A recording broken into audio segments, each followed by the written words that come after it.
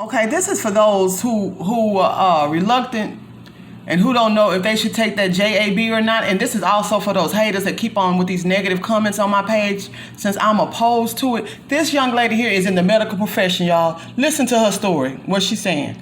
And since being in such a career, I have always been pro-science and pro-vaccination. Before my vaccination, I was a healthy and active 39-year-old. I enjoyed activities outside, traveling, and crafting with my family.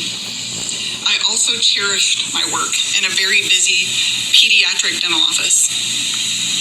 I was not taking any medications prior to the vaccine, and I have never had a COVID infection, and I have been tested for proof.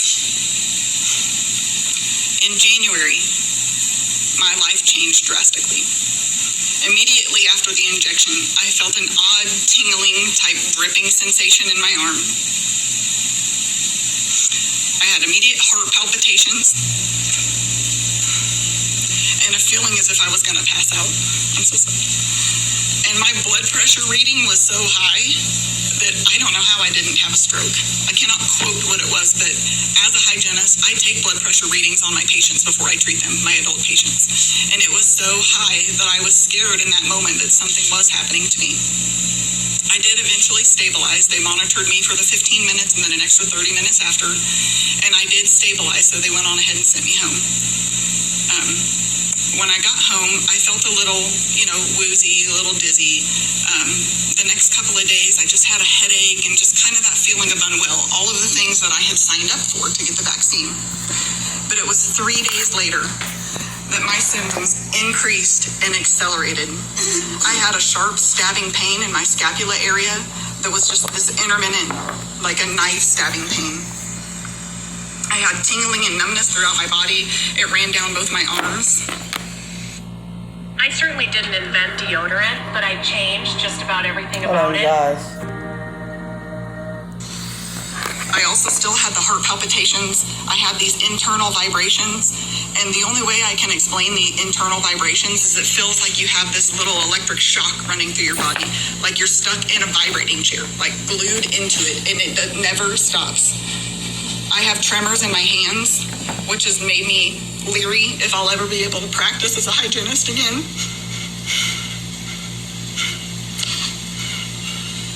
And like Cheryl, I am so fearful that I may have some sort of neurological issue after this with Parkinson's.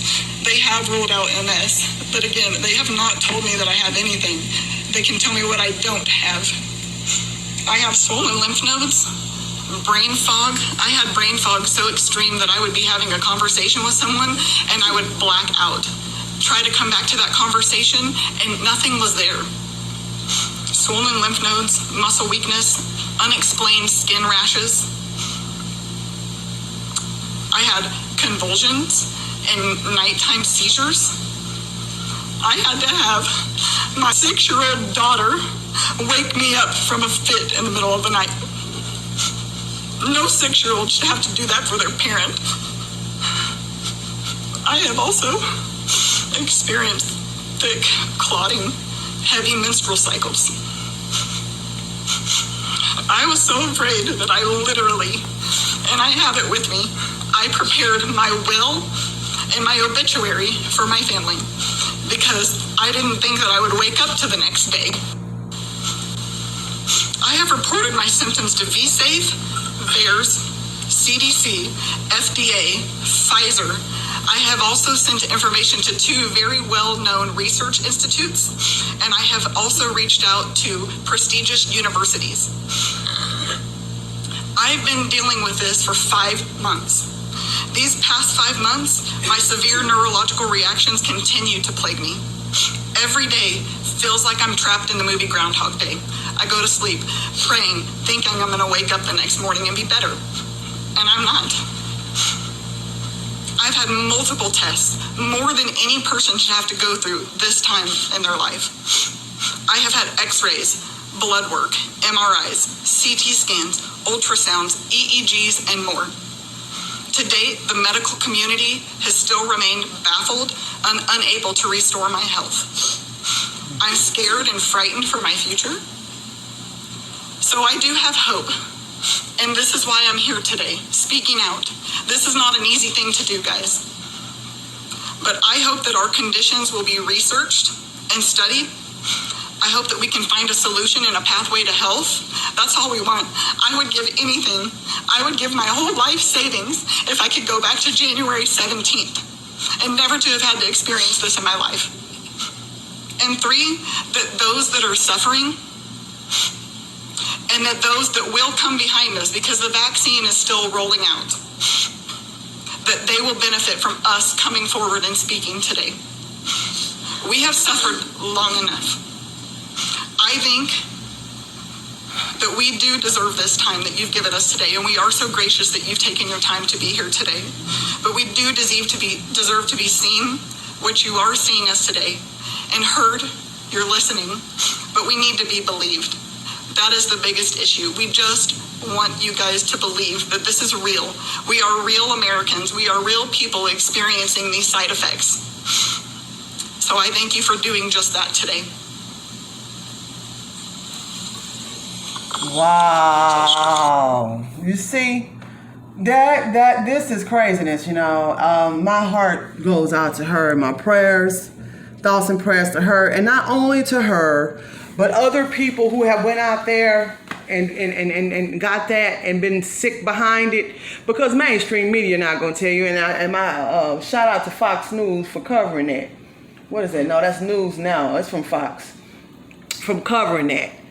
Because so many people thinking they're doing the right thing by protecting themselves and protecting others, and they're going down there. You heard that lady say she'll give anything to go back to how she was before she went down there and got that JAB.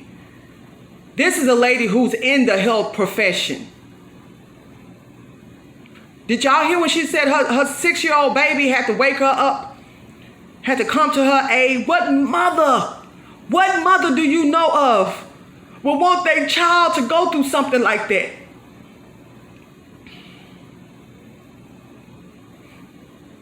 This is sickening. And like she stated, and this is the same way I feel about the system and the grid and all this stuff we feed our money into. Y'all, when it goes down, them people not going to be there to help you. Did you hear her not say these people don't have no solution to help her, not doing anything for her, not giving her a dime, a dollar, not offering any kind of benefits or resources for her and her children, her child and her family to take advantage of or to benefit from while she's going through what she's going through? Nothing. Nada.